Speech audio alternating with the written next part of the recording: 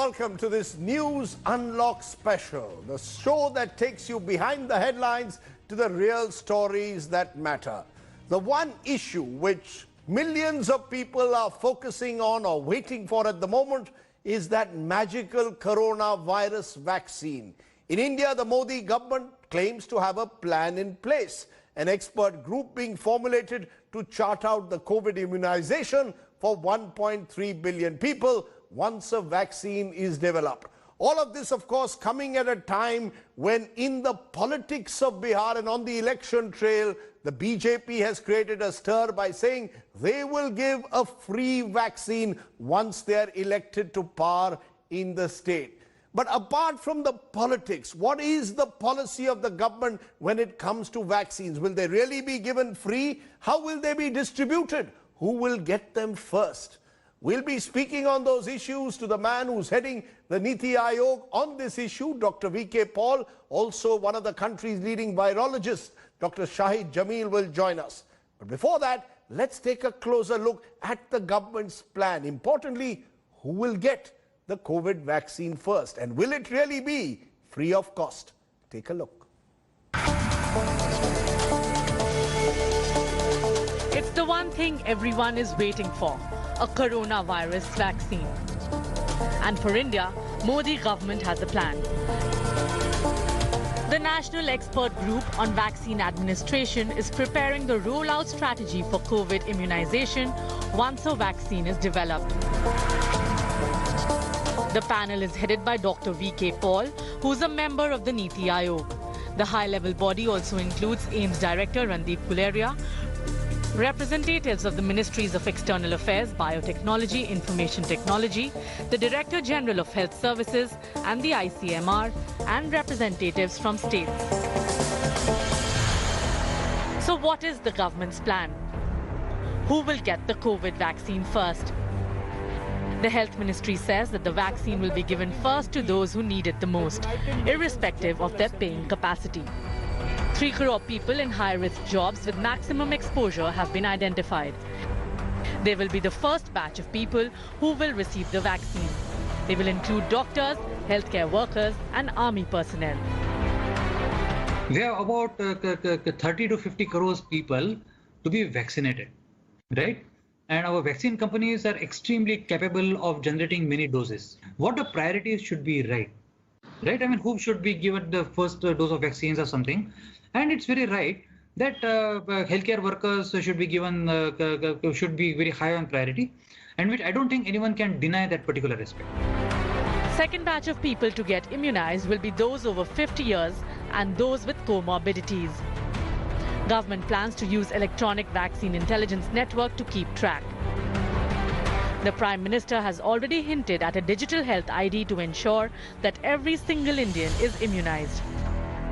Vaccine distribution will be done under the Universal Immunization Program on the lines of voting registration exercise. वर्तमान में इस देश में पिछले लगभग 50 साल से हम यूनिवर्सल इम्यूनाइजेशन का कार्य करते आ रहे हैं। इस पूरे अनुभव में देश भर में 28,000 से ज़्यादा कोल्ड स्टोरेजेस ऑलरेडी हैं जिनमें कि वैक्सीन स्टोर की जाती है। इन सब में टेम्परेचर ट्रैकर लगे हुए हैं जो रियल टाइम बेसिस पर जो हमारा सेंट्रलाइज सर्वर है उस पर इंफॉर्मेशन भेजते हैं। हमारा अपना एक डिजिटल प्लेटफॉर्म है जो वैक्सीन के प्रोक्योरमेंट से लेकर स्टोरेज के तापमान और उसके परिवहन जो कि रीफर व्हीकल्स में रेफ्रिजरेटेड व्हीकल्स में किया जाता है या अगर नॉन रेफ्रिजरेटेड व्हीकल्स में किया जा रहा है तो वो एक खास प्रकार के बॉक्सेस में किया जाता है जिनमें कि वो तापमान बना के रखा जाए। 3 indigenous vaccine candidates are currently under trial in India. A 4th one is also being developed in collaboration with Russia. And joining me now, 2 very special guests on this critical issue. Dr. Vinod Paul, Member Health, Niti Aayog, someone who's leading the government's initiatives on vaccine rollout, as well as Dr. Shahid Jamil, virologist and Chief of DBT Wellcome Trust, India Alliance. Appreciate both of you joining us. Dr. Paul, let's come to that big question, the rollout. Everyone anxious to know, how is this rollout going to take place? Has the government got a plan in place for a vaccine rollout in the country? Well, Rajdeep, yes, indeed, the government has a plan in place, but we must remember that we have a situation where today, at least, there is no vaccine which has been licensed. The vaccines are in different stages of development.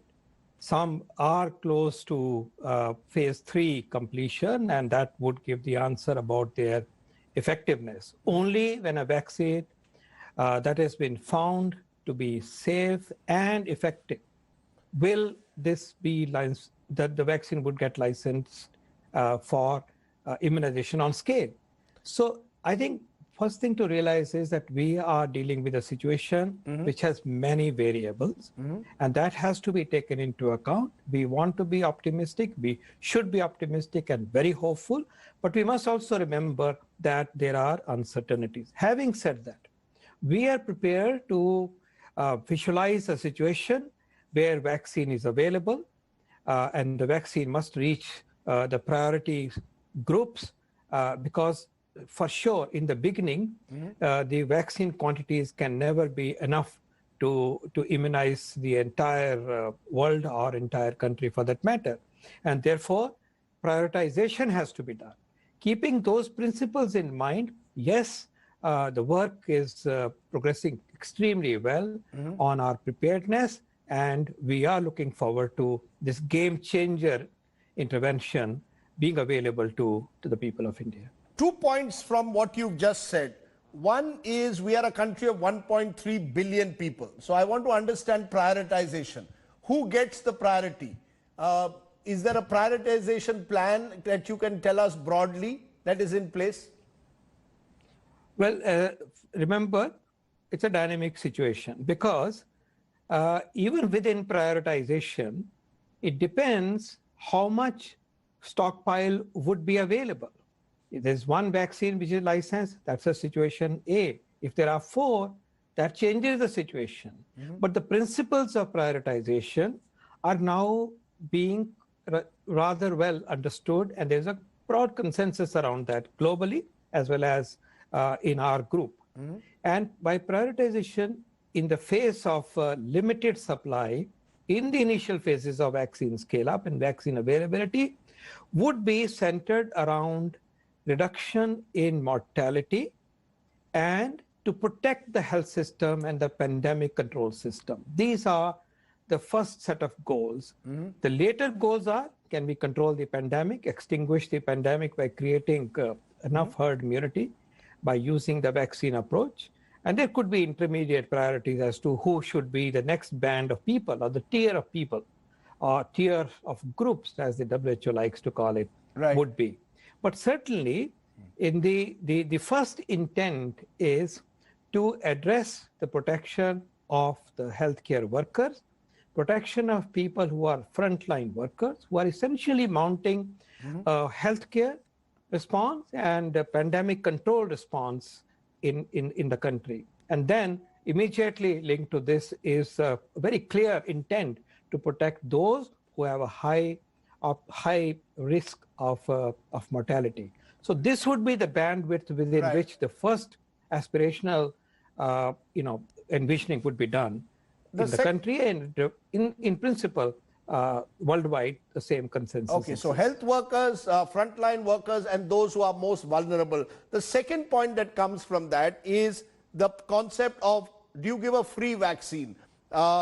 The Serum Institute, which is developing a vaccine, Dr. Paul says that the price of a COVID-19 vaccine will be less than rupees 250 a dose. Now, assume there are multiple doses. We still don't know whether you'll require more than one dose. That means for a 1.3 billion population, if you're giving it free, it'll cost, at least according to one estimate, minimally 85,000 crores if India is to get free vaccine, free coronavirus vaccine. Has that been accounted for? Has there been any thinking as to any pricing? Will the vaccine be given free to all Indians? Rajdeep, the first thing is that in all likelihood, at least the initial cluster of vaccines that are likely to be available would require more than one dose. We're working with the presumption that there will be at least 2 doses to be given. These are intramuscular doses, and these would be 28 days apart. So the full vaccination would mean 2 shots. So that has to be factored in, 2 doses. in terms of costing, that has to be factored. So that is the first part. The second part is the overall cost. Now, we have to remember that the purpose of immunization is to save lives and save livelihoods, save economy.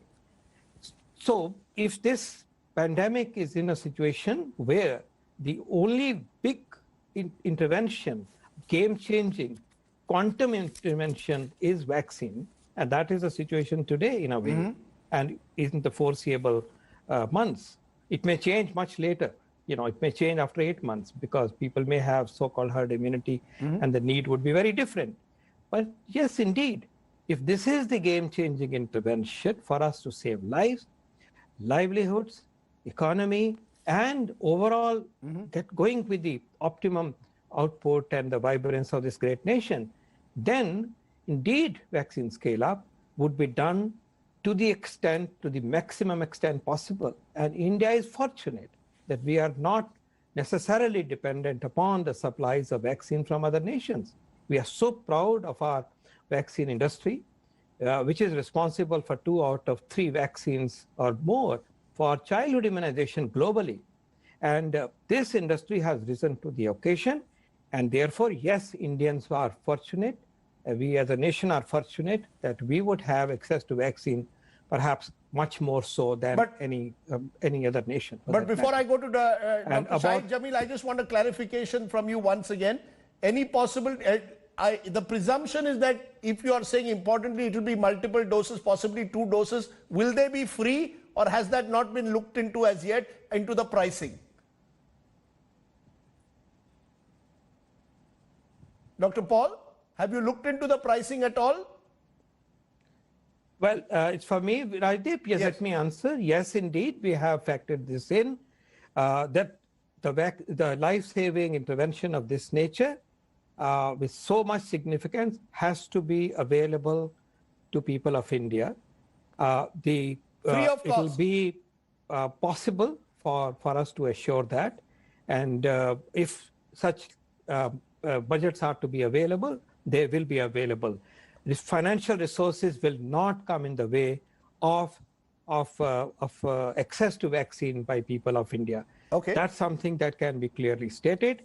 But the mathematics that you presented in regard to the serum costs and so on, it need not necessarily be very accurate, but it doesn't matter. As the Honorable Prime Minister has indicated, the best possible access to the vaccine to the people of India will be assured and financial resources will not be an issue. Okay, you're giving us important news points, possibly multiple doses, financial resources will not be a constraint. But Dr. Shahid Jamil, as a virologist, does the country need to appreciate that this is not going to happen overnight? And every time there's an announcement on the vaccine of any kind, it immediately sparks up a lot of enthusiasm. Should we be prepared that the distribution will take time, the storage of millions of doses will require a complete, will again take time? Are we sort of trying to compress a process that traditionally has taken a long time, Dr. Jamil? Well, the process has already been compressed. If it was not compressed, you would get a COVID vaccine in 2033. But you're, in this case, getting a vaccine possibly starting in the first quarter of 2021, which is within an 18-month or even less time frame. So the process is already compressed, and it's really a tribute to science and the manufacturing capabilities of vaccine companies in India and elsewhere that this has been possible. But does it worry you when you hear the talk of the compression of the process, whether safety norms will be absorbed? We've heard of stories where some of the volunteers have suffered after effects. Does it worry you that this pressure to have a vaccine sooner rather than later means that even companies may be tempted at times to take shortcuts, make announcements prematurely? Well, we have seen companies behave very responsibly, actually. A consortium of big vaccine companies came together and said, we're not going to compromise on safety. If we feel that our vaccines are not safe, we're not going to take them to the regulator. So I think that's very responsible behavior. If you also see what happened to the AstraZeneca vaccine, the trial was stopped. It was investigated and the trial started again. There was a lot of hue and cry whether that is going to delay the process. But I think that was a very good thing to happen because it gave people the confidence that there is a good system, good regulatory system in place that is going to take care of safety. And that really contributes to building trust in vaccines. So looking I think ahead, we don't Dr. need Jamil, to worry on. looking ahead, what is is there a concern that you have as we look ahead to eventual vaccine rollout? What is that one issue or couple of issues that you believe will really have to be looked at carefully by any government? Well, I mean, obviously, vaccine manufacture, from the time a given vaccine is licensed, there would be manufacturing and there would be distribution logistics.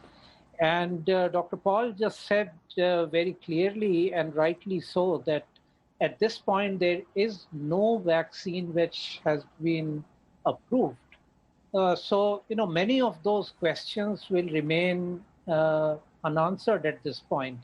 And I'll give you an example. For example, when we say that the country has 25,000 or 28,000 cold rooms that can store the vaccine at cold temperatures, most of the vaccines that we are using in the country are stored at 4 degrees or above.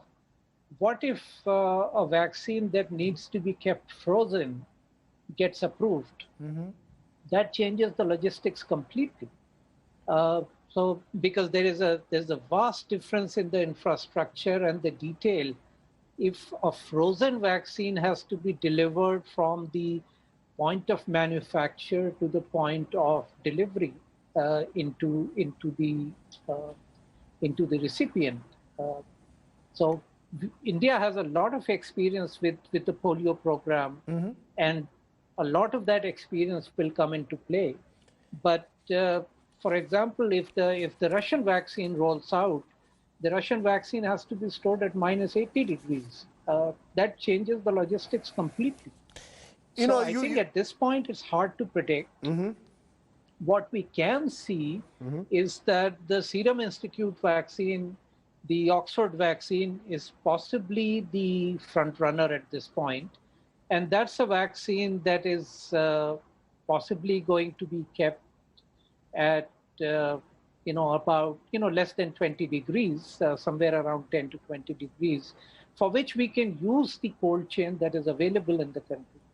But if another vaccine gets approved and that has to be delivered, we'll have to look at those logistics very differently. Serum is currently the best placed, and the Oxford vaccine is currently the best place in terms of the number of doses that are going to be manufactured. Is there any pressure, Dr. Paul? Based on what's available in the public domain. Right. Is there any pressure, Dr. Paul, that by a certain date we have to have the vaccine in place? Is there that kind of pressure that the government is putting on the vaccine manufacturers, some of whom are in stage 3 of their clinical trials, even in this country? Or is there a recognition that you cannot beyond a point intervene with science? Well, there is no pressure whatsoever, none at all. These are processes which are very sanctified. They follow the best principles that for which we are responsible not only to our own nation, but also to the global community. And we have a reputation to keep because our vaccines are so much well recognized the world over. They are pre-qualified by the WHO for the entire world. There is no pressure of this nature at all, and there shall be no such pressure. But we are happy that several vaccine candidates, as your report very clearly covered, are moving rather well, and that gives us hope. The other vaccine, for example, Shahiji has covered the serum vaccines timelines, for example. which the results are expected somewhere in December, late November, December sometime, phase 3. And then perhaps it is ready for scale up, and we are ready to embrace it once the licensure takes place. But we also have Bharat Biotech vaccine, which is the Indian Council of Medical Research inactivated virus strain. And this has also got permission for phase 3 yesterday. And phase 3 would start, I believe, early next month.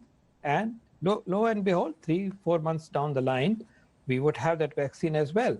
Russian vaccine is certified for phase 2B, phase 3 trial. Again, perhaps by March, we would have a clear picture about that vaccine. That's actually a Russia-India vaccine in some sense. There are also Genoa vaccine and biological E vaccines, which are in the phase 1 stage, and they have another phase 3 months later, they might be available in the best scenario. And also remember that the first vaccine or the third vaccine may not be ultimately the best vaccine. The 7th or the 8th could be the best one. Right. So this is a very, very dynamic situation, and we have to be watching it. But we are prepared. This nation has a strong track record of universal immunization in such a large population, polio eradication, national immunization days, and so on. So we have a huge experience to build on, and equally importantly, we have even a bigger experience in carrying out the elections, the Lok Sabha elections in this country, which provides us a model to have a deep reach near the homes of people in a very systematic, structured way.